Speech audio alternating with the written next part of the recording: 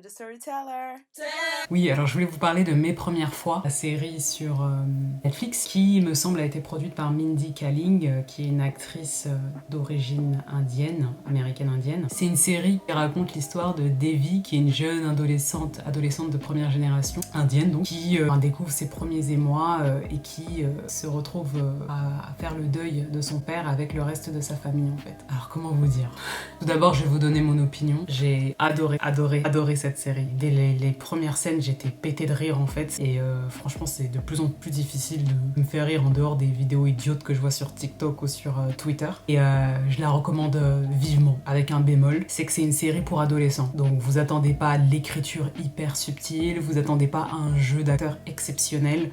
C'est de l'écriture pour adolescents. Et donc c'est bourré de clichés, mais qui sont savamment... Enfin, l'écriture joue un peu autour des clichés, donc ça peut ne pas plaire à tout le monde. Mais si vous voulez un truc rafraîchissant, léger, drôle, je vous la conseille vivement. Je vais pas vous parler du thème de la série, parce que bon, c'est la solitude et le deuil, mais comme c'est une série adolescente, c'est toujours coming of age, les premiers émois, les premières relations, la découverte de soi, et en fait, ce sont des thèmes qui sont plutôt généraux, j'ai pas vraiment besoin d'aborder ici, parce que c'est fait de manière assez classique. Par contre, ce qui est intéressant dans la série, c'est la perspective d'une jeune fille indienne-américaine en fait. Je pense que c'est ça l'originalité, là où réside l'originalité de la série, c'est que comme toutes les séries d'adolescents au lycée, donc je vais pas vous les refaire toutes, mais Dawson's Creek, One Tree Hill, les frères Scott, 13 Reasons Why, Lolita malgré moi, tous les films des 90s où il y a Lindsay Lohan dedans, Riverdale, mais bon après ça j'ai même pas envie de parler de cette série tellement c'est n'importe quoi. Voilà, c'est une jeune fille qui... Oh, il fait super beau là,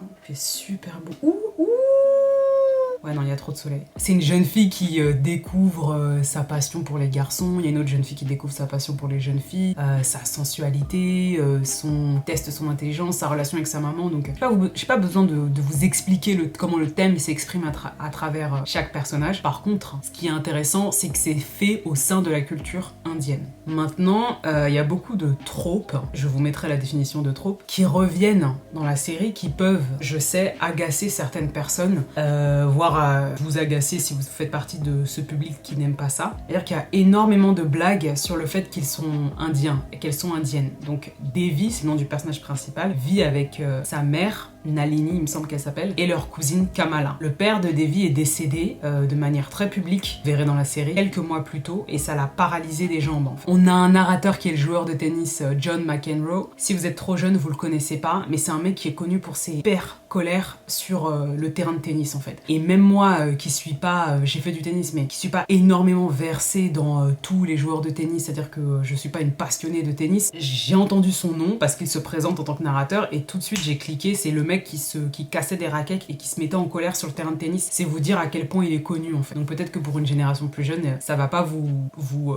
choquer comme moi ça m'a choqué, mais en fait ça indique tout de suite elle a des problèmes de tempérament et de colère en fait, que j'ai adoré pour ce personnage en fait. Parce que souvent, quand on fait les jeunes filles dans les séries pour adolescentes, elles sont très cookie cutter, on dit en anglais, elles sont très lisses, elles sont très juste très mignonnes, elles sont très c'est un peu des anges, ou alors elles ont jamais rien demandé, ou elles sont très innocentes. C'est un peu l'image de la Lolita, ou alors c'est l'inverse, c'est-à-dire que c'est la Queen Bee, donc je parle de Regina George, la Bad Bitch, Pest, donc Brooke Davis dans One Tree Hill, ou alors l'ennemi Unfriendly Black Hotties dans Lolita malgré moi, ou Gabrielle Union dans Bridgerton, qui est dans l'équipe adverse, il me semble. Et là, en l'occurrence, on se retrouve avec un personnage qui est relativement complexe, c'est-à-dire que déjà elle vient de perdre son père, donc elle est endeuillée. Et en plus de ça, ça l'a paralysée, donc elle est handicapée, et à côté de ça, elle est très intelligente, mais elle veut absolument avoir ses premières relations sexuelles, donc elle est pas dans un truc hyper geek, rat de bibliothèque, qui se découvre grâce à l'amour de quelqu'un en fait. Elle est plutôt entreprenante, elle est téméraire, elle est vindicative, elle est sûre d'elle, elle a confiance en elle, elle est très égoïste, et ça m'a fait penser à moi quoi. Ça m'a fait penser à moi quand j'étais au lycée en fait, j'étais pas comme ça. Mais je partage beaucoup de ses traits en fait, et je me suis dit mais je trouve que c'est un personnage qui est passionnant parce qu'elle croit savoir ce qu'elle veut, elle sait ce qu'elle veut, et à côté de ça elle a une espèce de compétition assez assez mignonne avec un autre personnage qui s'appelle Ben, qui est un garçon juif, qui est très très intelligent, qui a beaucoup d'argent et qui est vu un peu comme l'antagoniste. Et au début, on l'aime pas trop en fait. Et on apprend à l'aimer au fur et à mesure de la série. Ce qui est assez intéressant, c'est qu'on a aussi le personnage de Nalini, donc la mère, qui est dermatologue, qui est arrivée aux États-Unis avec son mari et qui n'a plus son mari en fait. Donc elle est quand même, enfin, c'est même pas la classe moyenne. Pour moi, c'est la classe moyenne très haute. Elle est assez aisée. Elle élève seule sa fille du coup. Et il y a Kamala, la cousine, qui est doctorante en sciences à l'université du coin, donc ils sont en Californie. Elle qui aspire à un style de vie américanisé, qui se retrouve un peu confrontée entre les traditions et la modernité, parce que malgré qu'elle soit très geek en fait, donc elle est à fond dans ces trucs un peu biochimie, sciences, neurosciences, je suis pas très sûre. Elle est très jolie, elle s'habille super bien et du coup il y a beaucoup de blagues par rapport à ça. Elle se retrouve un peu confrontée aux traditions parce qu'on lui propose de faire un mariage arrangé en fait. Donc elle est un peu dans l'hésitation entre le style de vie américain où elle veut un peu date around, sortir avec des mecs, et on lui propose un mariage arrangé, donc elle est un peu perdue. Et d'ailleurs ce qui est assez drôle, c'est qu'il y a une scène où on la voit en train de regarder Riverdale. Je sais pas s'il faut regarder Riverdale, mais tout le public américain est d'accord pour dire que c'est une des plus mauvaises séries pour adolescents. Les acteurs aussi, c'est hyper mal écrit. Moi, peut-être que j'aurai l'occasion de revenir sur Riverdale. Et c'est très américain en fait. C'est full on American. Tout le casting est blanc, il n'y a pas du tout de diversité. Et puis chaque personnage est très stéréotypé en fait. Et quand il y a des personnages qui sont marginalisés ou minorisés, ils sont très dans des stéréotypes aussi, ce qui est assez triste d'ailleurs. Concernant le personnage de Paxton, c'est le beau gosse du lycée. Bon, l'acteur a quand même 30 ans et l'actrice qui joue Devi en a 19. Il est métis japonais. Je ne pense pas qu'ils cherchaient un acteur métis japonais, je pense qu'ils sont tombés sur cet acteur et qu'ils ont intégré son héritage dans l'histoire, ce qui donne une histoire beaucoup plus enrichissante en fait. Parce que effectivement, quand je regarde le cast, je me suis dit ça se rapproche beaucoup plus de mes années collège-lycée que ce que je vois d'habitude à la télé en fait. On se retrouve avec un cast qui est vraiment diverse et pour le coup qui reflète des réalités. Je me rappelle, j'avais un ami qui était cambodgien, qui avait une copine qui était ouzbek et ils avaient une amie qui était métisse congolo-japonaise. Ça me fait rire parce que j'ai jamais entendu parler de ça, mais c'est des choses qui sont très communes en fait, mais qui sont pas du tout reflétées dans les séries. Pour moi, le seul bémol, c'est qu'effectivement, il y a très peu de personnages noirs. Les deux personnages noirs qu'il y en a une, c'est une peste, et l'autre, c'est une peste aussi. Elle est vue comme, tu vois, un peu trop cool, un peu agressive, mean mugging, et bon, j'ai envie de dire, c'est Netflix, on a l'habitude, mais je me suis dit, bon, quand même sur une série comme ça, ils auraient pas pu faire un effort. Dans le cas de Paxton, ce qui est intéressant, c'est que lui aussi, il a une belle progression dans la série. Il commence comme le beau gosse que toutes les filles veulent. D'ailleurs, il y a des scènes assez drôles où il se jette de l'eau sur le torse et il est tout en sueur, et quand on pense au fait qu'il est censé avoir 16 ans, c'est quand même relativement tendancieux quand même. En fait, il y a une scène assez drôle où Devi va voir Paxton et lui dit « J'ai envie d'avoir des relations avec toi ». Et on s'attend, traditionnellement, à force de regarder des séries américaines, à ce qu'ils lui disent « Enfin, je te connais pas » ou « Non, t'es pas une fille cool », ce genre de choses, et il lui dit ok. Et puis elle est complètement prise au dépourvu en fait, parce qu'elle pensait pas que ça serait aussi simple, et ça m'a fait rire parce que je me suis dit ça soutient vraiment cette thèse que certains hommes sont assez faciles d'accès, ils n'ont pas vraiment de critères en fait, parce qu'en l'occurrence il la connaît même pas et puis il a dit oui comme ça sans se poser de questions quoi, comme si presque la seule valeur de ce personnage résidait dans le fait que c'était un objet sexuel et qu'il était beau et c'est tout. Et effectivement c'est la progression qu'il a, parce qu'on le voit avoir du mal avec ses études, se remettre en question par rapport à ses attirances, le genre de fille qu'il attire. Et d'ailleurs, il y a une scène assez intéressante avec sa petite sœur, moi je vous fais pas de spoiler, qui est la raison pour laquelle il va commencer à se rapprocher de Devi en fait. Tout comme le personnage de Ben, il y a un personnage qui a l'air hyper imbu de lui-même, qui a hyper confiance en lui, mais qui en fait est très seul. Et en fait, le seul truc qui le tient vraiment en haleine, c'est sa petite compétition avec Devi en fait. Et en fait, vous savez, s'il y a quelqu'un qui active un truc en toi de manière quotidienne comme ça, c'est que c'est une passion qui peut se transformer, ou alors plutôt un moteur platonique qui peut se transformer en passion réelle en fait. Et c'est ça qui est assez intéressant dans la série. On s'est pas retrouvé en fait avec la fille geek qui est picked up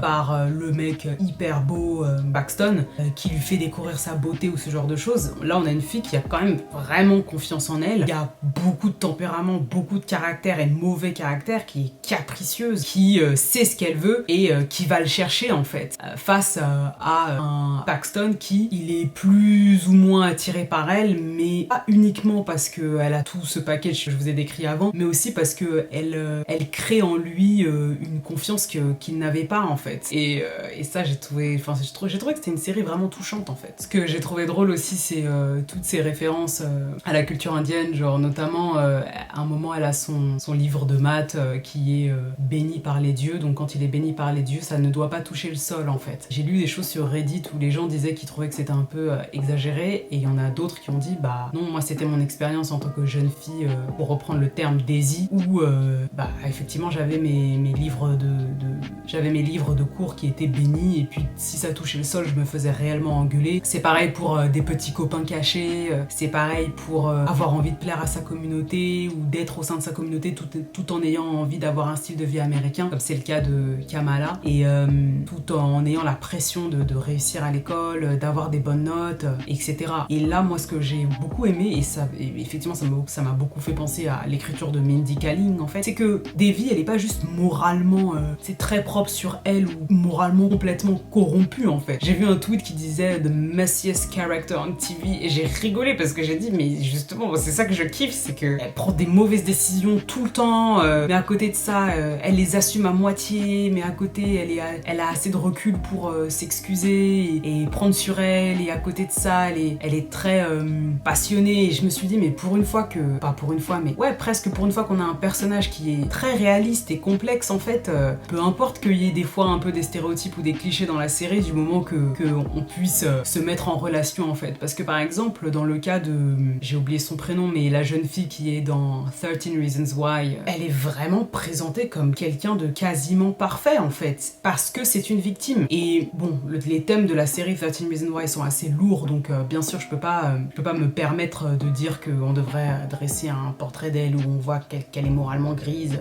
parce que le thème de la série c'est de montrer les effets du harcèlement sexuel et des violences sexuelles sur les personnages. Mais à côté de ça, je me suis quand même dit, c'est quand même assez, il y a quelque chose de malsain dans le fait de laisser des cassettes où que tu enregistres pour accuser les gens, et certains à raison, hein, parce qu'il y a des gens qu'elle a accusés à raison complètement, mais d'autres à tort, comme dans le cas de Clay, il me semble, hein, de ce que je me rappelle de la série, peut-être que je me trompe, dans le cas de Clay qui était un peu à l'ouest en fait, qui ne savait pas qu'elle avait vécu vraiment tout ça, et qui était juste dans son amour inconditionnel pour elle, et qui après se sentait hyper coupable de pas avoir été là pour elle en fait. J'ai trouvé ça assez étrange, mais le problème c'est que on n'a pas un portrait dans sa globalité de cette jeune fille en fait, parce que comme elle est victime, et pour le coup elle est victime à plusieurs reprises, c'est très compliqué de la voir dans la réalité de ce qu'elle était en dehors des événements qui lui sont arrivés dans la série en fait. Et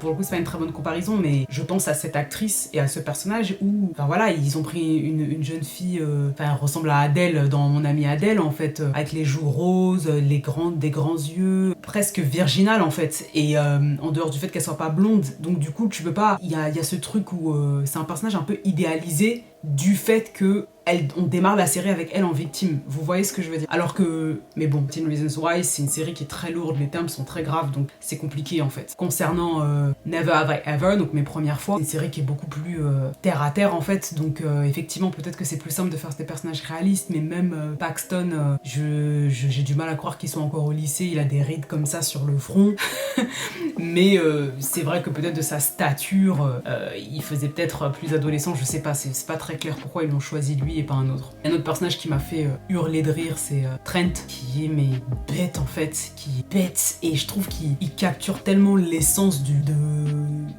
American teen, dumb American teen, mais qui est vu comme cool en fait, qui veut tout le temps weeder, qui veut tout le temps fumer, qui est toujours à l'ouest. J'étais mort de rire, et il y a une scène où en fait on apprend en fait que je crois que son père est sommelier ou un truc comme ça, donc il s'y connaît super bien en vin, et j'étais mort de rire parce que je dis mais mec, on nous l'a vraiment présenté comme un imbécile en fait, et même dans sa bêtise on nous rappelle son privilège, c'est-à-dire que oui vous le voyez comme ça, mais vous inquiétez pas, lui c'est sûr il va percer, il aura pas de problème financier, il aura pas de problème pour travailler parce que son père est bien en fait. Bon là par contre je vais faire des spoilers parce que j'ai absolument envie de parler de ça. Alors dans la saison 2, je pense que j'ai préféré la saison 1 à la saison saison 2. Et dans la saison 2, quand...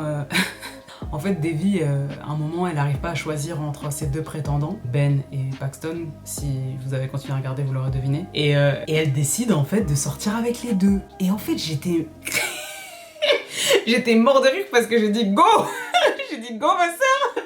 C'est pas toute ta vie que t'auras l'occasion de t'amuser comme ça, donc pourquoi pas, parce que je me suis dit mais c'est vrai qu'on la voit prendre que des mauvaises décisions et je me suis dit, au lieu de regarder des séries où justement on nous montre des personnages féminins qui doivent faire des choix cornéliens, qui ne savent pas vers qui donner leur cœur, qui sont toujours à la merci des mecs et qui souffrent à cause d'eux, parce que voilà, moi quand j'étais plus jeune c'était le genre de série qu'on nous servait. Là on nous donne quand même une fille qui est hyper geek, hyper nerd, mais qui a relativement assez confiance en elle pour sortir avec deux mecs en même temps dans le même lycée, et deux mecs qui sont relativement connus quand même. Et je me suis dit mais comment est-ce qu'elle va gérer ça, mais c'est drôle. Et effectivement bah elle sort avec les deux, et puis bien sûr il y a une scène épique où les deux se rendent compte qu'elle sortait avec les deux, et instinctivement elle est partie après Paxton en fait. Et je me suis dit mais donc là elle a fait le choix du cœur en fait. Derrière, ce qui est assez drôle, c'est qu'on a l'histoire de Fabiola qui est pas du tout versée dans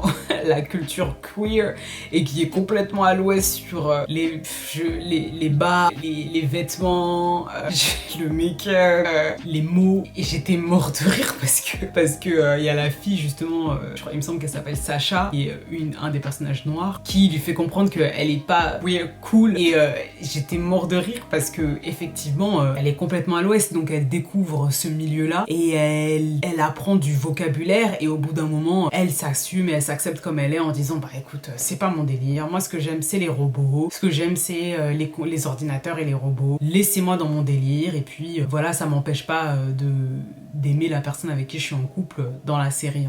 Concernant Eleanor, ce qui est drôle c'est que à un moment elle sort avec elle sort avec un acteur, un mec qui est acteur, et il y a plein de références au cinéma américain, aux comédies musicales, et moi du coup j'étais pété de rire parce que vraiment des blagues de théâtreux en fait. Et je me suis dit mais il y a quelques séries américaines comme ça où si t'es pas dans la pop culture américaine, tu saisis pas le contexte en fait, et tu saisis pas pourquoi c'est drôle à ce point là.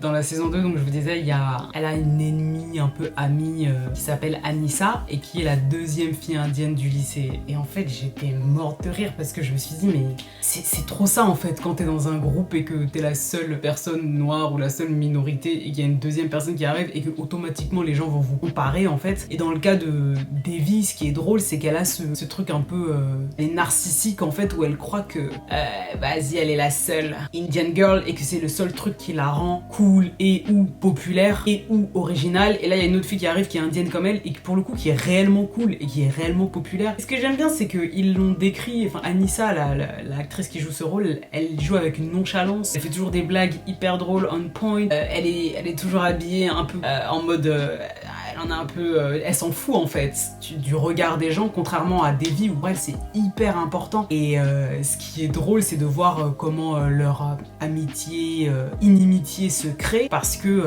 Anissa elle a à chaque fois réponse à tout, elle a hyper bonne répartie, elle a peur de rien, et à côté de ça la mère de Devi elle est hyper contente quand elle a cette nouvelle copine indienne, parce qu'elle se dit ah bah elle va la ramener dans le droit chemin, parce que Devi elle écoute rien, sa mère justement, je m'écarte un peu du sujet en question, mais il y a tout ce truc où la dernière dispute qu'elle a eue avec son mari avant qu'il décède, c'est à propos de Devi qui n'écoute pas en fait, qui est incontrôlable, qui est enfin elle est pas spécialement incontrôlable je trouve, mais qui est un peu qui a la tête partout, qui est un peu désordonnée, qui est un peu à l'ouest. Et ça c'est hyper intéressant de voir la relation de la mère et la fille justement. À un moment, donc ça spoiler hein, je vous préviens, Anissa elle sort avec Ben. Et en fait c'est inévitable, on sent que ça va arriver, donc Devi fait tout, elle met tout en œuvre pour que ça n'arrive pas. Ce qui est drôle parce qu'on se dit mais t'es sorti avec les deux t'ont tège, donc les deux mecs, concentre-toi sur autre chose et puis c'est tout. Et elle essaie de vraiment reconquérir l'un et l'autre en fait. Et elle a d'abord commencé par Paxton,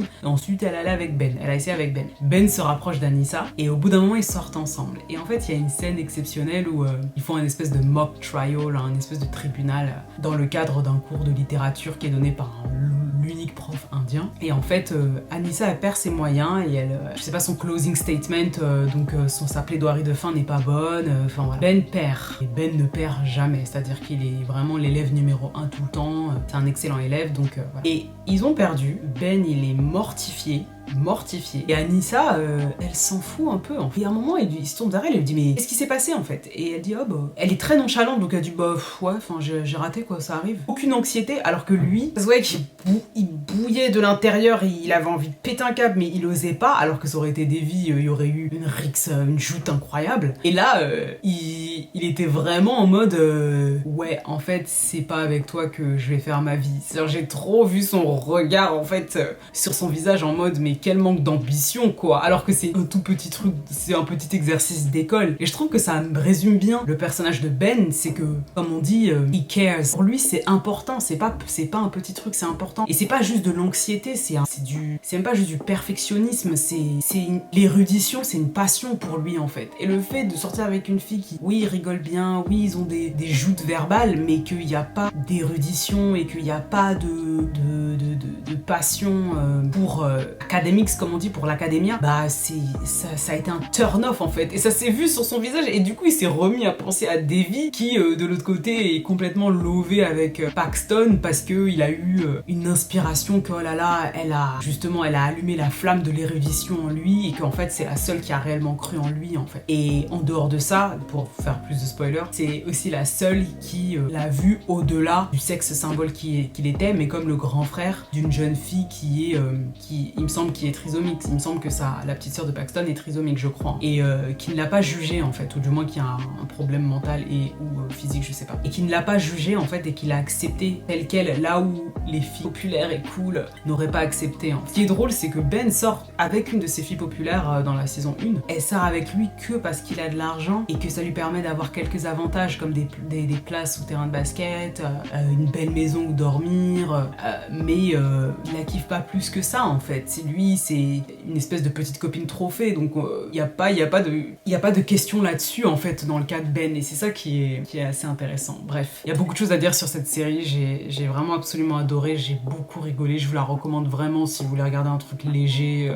En plus ces épisodes sont très courts, c'est 20 minutes, et ça je pense que ça c'est vraiment une force parce qu'en vrai il y a pas une histoire, j'ai beaucoup aimé l'histoire, mais c'est pas une histoire qui nécessite des épisodes de 1 heure en fait, mais effectivement des épisodes capsules comme ça de 20 minutes, je trouve que c'est très sitcom en fait, c'est parfait pour le midi, un peu comme Ma famille d'abord quand on revenait le mercredi. Et voilà quoi, enfin moi je recommande vraiment, c'est vraiment une bonne série, c'est une bonne série. Et puis en plus ça me donne plus de perspectives sur la culture indienne. Il y a beaucoup de choses dont j'étais déjà au courant parce que j'ai des amies sri-lankaises, pakistanaises, indiennes, donc un jour je vous raconterai certaines anecdotes que j'ai vécues pendant l'adolescence, justement autour de ces thèmes là parce que c'est assez compliqué pour certaines de ces jeunes filles, pas toutes, de se développer en fait, de faire un coming of age dans une communauté qui t'oppresse comme ça, et ça peut être le cas aussi pour certaines jeunes filles africaines et de manière beaucoup plus violente aussi des fois. Voilà. Bon, n'hésitez pas à vous abonner, à liker la vidéo, share. Vous pouvez me dire en commentaire si vous avez aimé la série ou pas, ou si vous avez des choses à rajouter sur ce que j'ai dit. Bon, c'est pas vraiment une analyse, hein, c'est plus une critique, enfin un retour. Et puis si vous avez des séries à me recommander, n'hésitez pas. Bisous.